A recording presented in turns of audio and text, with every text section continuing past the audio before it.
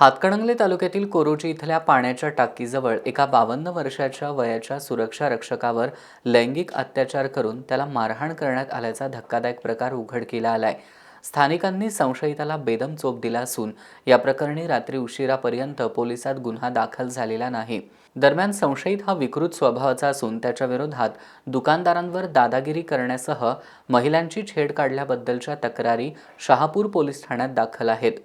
संशयितासह पीडित व्यक्तीला त्रास होऊ लागल्यानं दोघांना आयजीएम मध्ये दाखल करण्यात आलं होतं। दरम्यान पीडित व्यक्तीची प्रकृती बिघडल्यामुळे त्यांना सीपीआर मध्ये दाखल करण्यात आले।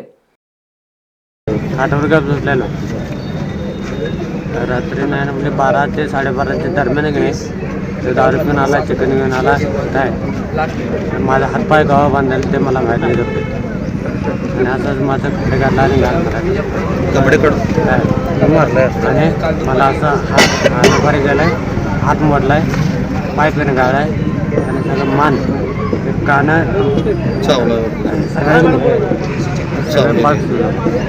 अतिप्रसंग केला। कोण कोण होते? छाती बरकड्या ते सगळं बुक्या मारून मारून कोण कोण होते? एकटाच होता? तो कुठे गावला तुम्हाला?